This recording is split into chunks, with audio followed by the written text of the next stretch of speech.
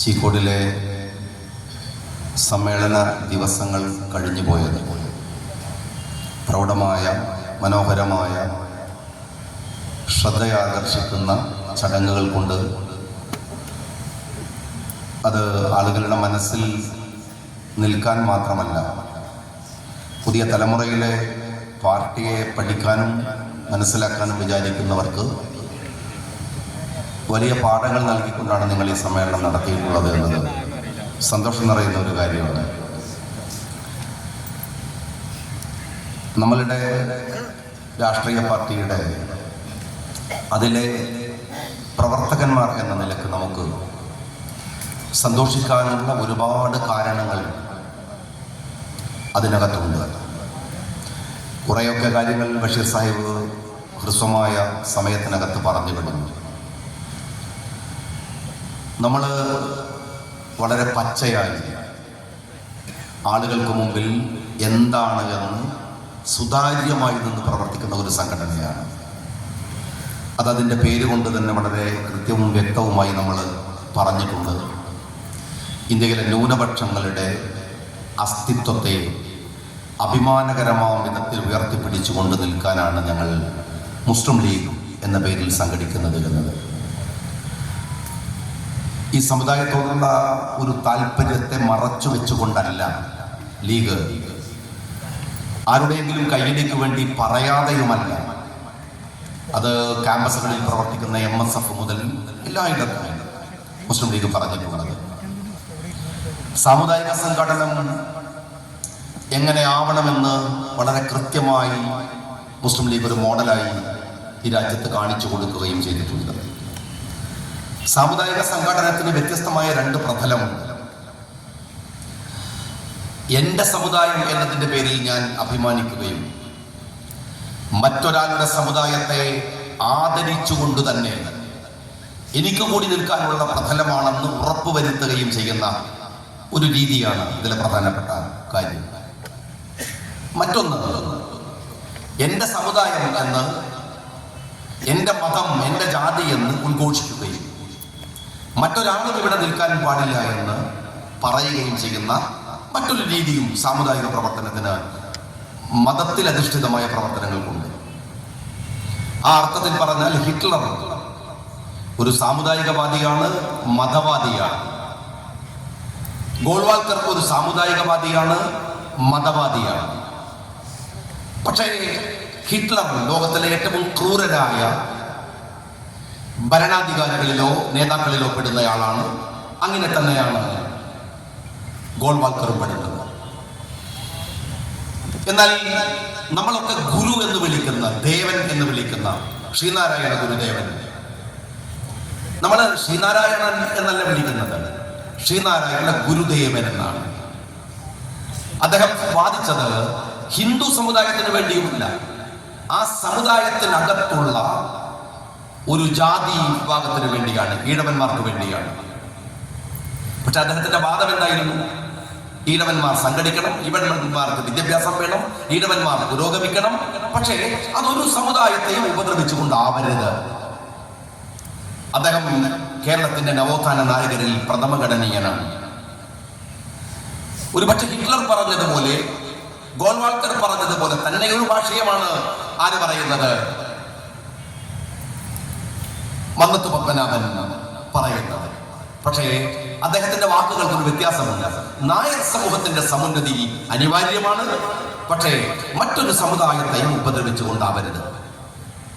വക്കം അബ്ദുൽ ഖാദർ മൗലവി ആവട്ടെ, KM സീതി സാഹിബ് ആവട്ടെ, അവര് പറഞ്ഞത് അങ്ങനെയാണ്. മുസ്ലിം സമുദായത്തിന്റെ സമുന്നതിയാണ്, അത് മറ്റൊരു സമുദായത്തെയും വേദനിപ്പിച്ചുകൊണ്ടല്ല. മനോഹരമായി CH അതിന്റെ അതിർവരമ്പ് വരച്ചു. തലമുടിനാരിഴ.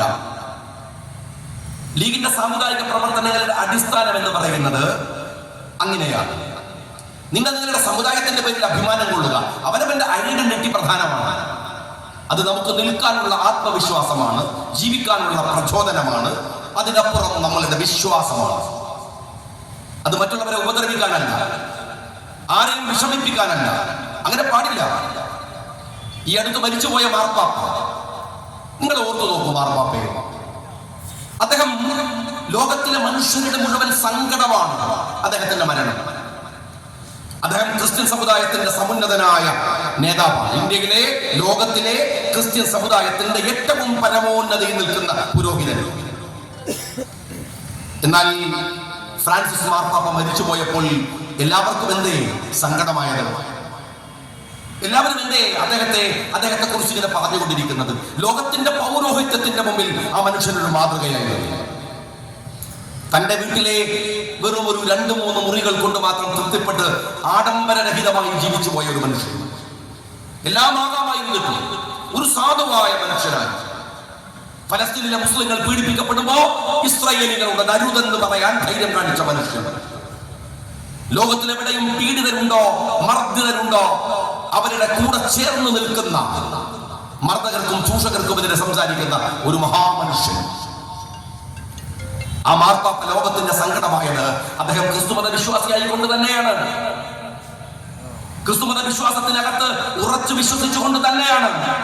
മനുഷ്യർക്ക് വേണ്ടിയാണ് മനുഷ്യൻ നിന്നത്. സാമുദായിക പ്രവർത്തനം എങ്ങനെയാവണം എന്നതിന്റെ ഏറ്റവും വലിയ ഉദാഹരണങ്ങൾ സമീപകാലത്ത് പറയാൻ കഴിയുന്നതിൽ ഒരു മനുഷ്യൻ മാർപ്പാപ്പയാണ്. പക്ഷെ നിങ്ങൾക്കറിയാമോ, മാർപ്പാപ്പ മരിച്ചപ്പോൾ കാസ എന്ന് പറയുന്ന വൃത്തികെട്ട സംഘടന, ക്രിസ്ത്യാനികളുടെ പുരോഗതിക്ക് വേണ്ടി പ്രവർത്തിക്കുന്നു എന്ന് പറയുന്ന തീവ്രവാദ സംഘടന, ആ കാസ മാർപ്പാപ്പ മരിക്കേണ്ടവനാണ് എന്ന് പറഞ്ഞു. മാർപ്പാപ്പക്കെതിരെ ഏറ്റവും വിഷലിപ്തമായ ആരോപണങ്ങൾ ഉന്നയിച്ചു. കാര്യം എന്ത്? മാർപ്പാപ്പ മനുഷ്യർക്ക് വേണ്ടി സംസാരിച്ചു. കാസ പറഞ്ഞു, ഒരു ക്രിസ്ത്യാനിയും മറ്റൊരു മനുഷ്യന് വേണ്ടി സംസാരിക്കാൻ പാടില്ല. അതെങ്ങനെ ക്രിസ്തുമതമാവും? അതെങ്ങനെ മാർപ്പാപ്പക്ക് സ്വീകരിക്കാനാവും? അത് തന്നെയല്ലേ ഗാന്ധിജി മരിച്ചു പോയപ്പോൾ? ഗാന്ധിജി ആരാണ്? നിങ്ങൾ ഞാനും ആഗ്രഹിക്കുന്നത് എന്താണ്?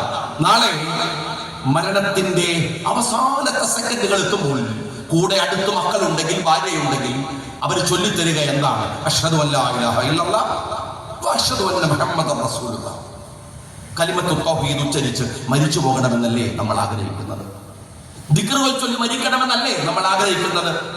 നാഥുറാം വിനായക് ഗോസ് വെടിവെച്ച് ഗാന്ധിജി അവസാന ശ്വാസവും വെടിയുമ്പോൾ ആ മനുഷ്യൻ ചൊല്ലിയ ദിക്ർ ഹേ റാം ഹേ റാം എന്നാണ്. ഇന്ത്യ കണ്ട ഏറ്റവും സനാതനനായ ഹിന്ദുവാണ് ഗാന്ധിജി. ആ ഗാന്ധിജിയെ കൊന്നത് RSS ആണ്. ഗാന്ധിജി ഇന്ത്യയിലെ ഹിന്ദുത്വ സമൂഹത്തിന് മുഴുവൻ വെറുപ്പാണ് ആ മനുഷ്യനോട്, ഫാഷിസ്റ്റുകൾക്ക്. അദ്ദേഹം ഹിന്ദുവാണ്. എന്തേ ഗാന്ധിജിയെ വെറുത്തത്? അദ്ദേഹം ഈ ലോകത്തിലെ മനുഷ്യരെ സ്നേഹിതനാണ്. അദ്ദേഹം ഈ നാട്ടിലെ മുസ്ലിമിനെ, ക്രിസ്ത്യാനിയെ, ഇന്ത്യക്കാരനെ, മനുഷ്യനെ. സുഭാഷ് ചന്ദ്രബോസിനോട് പറയുന്നുണ്ട്, ഈ ആളുകളെ കൊണ്ടുപോയി കൊല്ലിച്ചിട്ട് എന്തിനാണ് ഈ നാട്ടിന് സ്വാതന്ത്ര്യം? അവന് കൂടി ആസ്വദിക്കാനുള്ളതല്ലേ ഇത്? അവൻ കൂടെ സ്വാതന്ത്ര്യം ആസ്വദിക്കണ്ടേ? മനുഷ്യനെ സ്നേഹിച്ചിരുന്നു ഗാന്ധിജി. അതുകൊണ്ട് ഗാന്ധിജിയെ RSS ഇഷ്ടമല്ല. മനുഷ്യനെ സ്നേഹിച്ചിരുന്നു മാർപ്പാപ്പ. അതുകൊണ്ട് കാസക്ക് മാർപ്പാപ്പയെ ഇഷ്ടമല്ല. ഇതാണ് വ്യത്യാസം. നിങ്ങൾ ഏതു തരത്തിൽ വെറുപ്പുകൾ പ്രചരിപ്പിക്കുന്നവരുണ്ടായാലും സാമുദായിക പ്രവർത്തനത്തിനിടയിൽ നിങ്ങൾ ആലോചിക്കേണ്ട ഒരു കാര്യമുണ്ട്. നമ്മുടെ സമുദായത്തിന്റെ സമുന്നതി പ്രധാനമാണ്. പക്ഷേ അത് മറ്റാരെയും വേദനിപ്പിച്ചുകൊണ്ടാവരുത് എന്ന നിർബന്ധമുണ്ട്.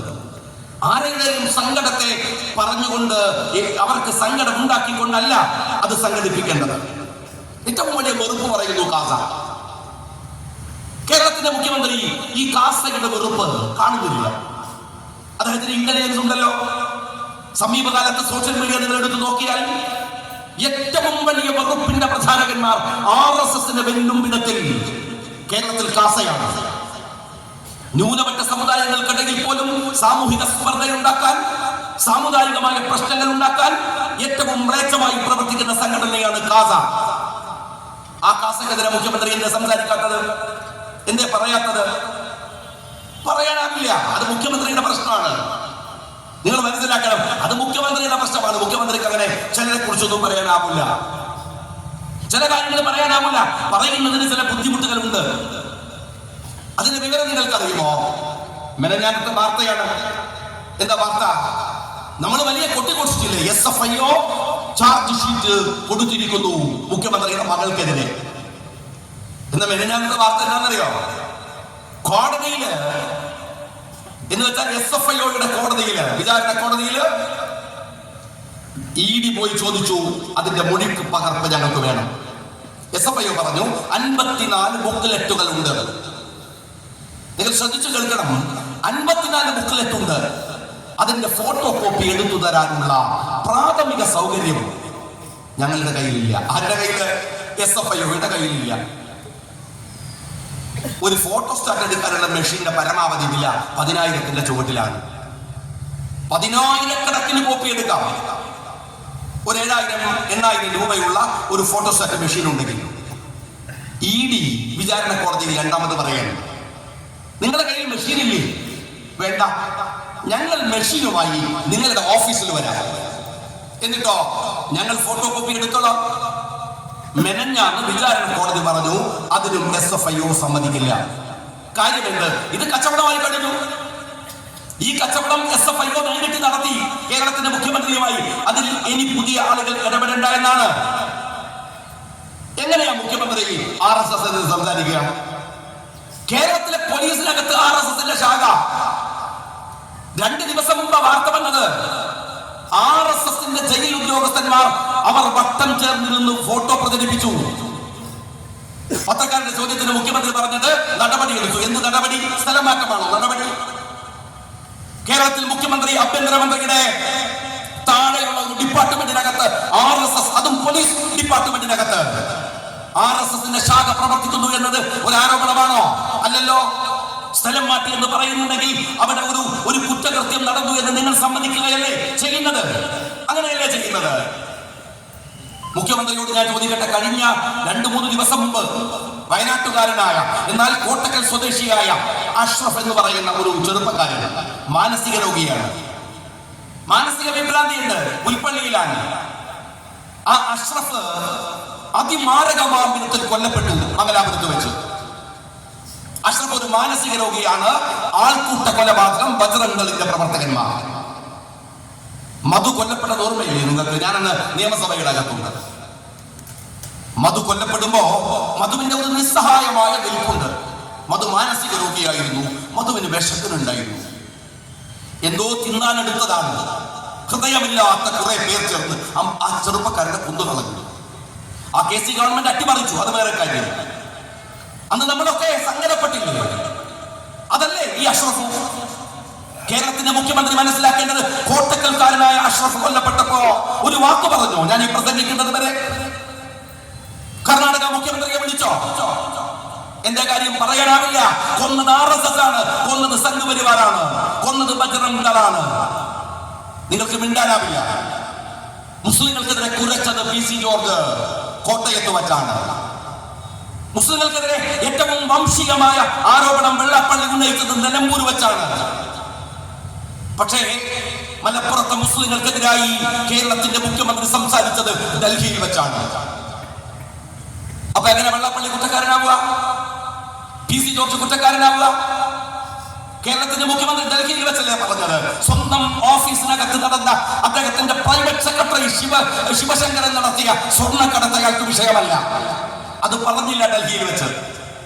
കേരളത്തിലെ RSSകാർ BJPക്കാർ നടത്തിയ കൊടകര ഹവാല അദ്ദേഹത്തിന് വിഷയമല്ല.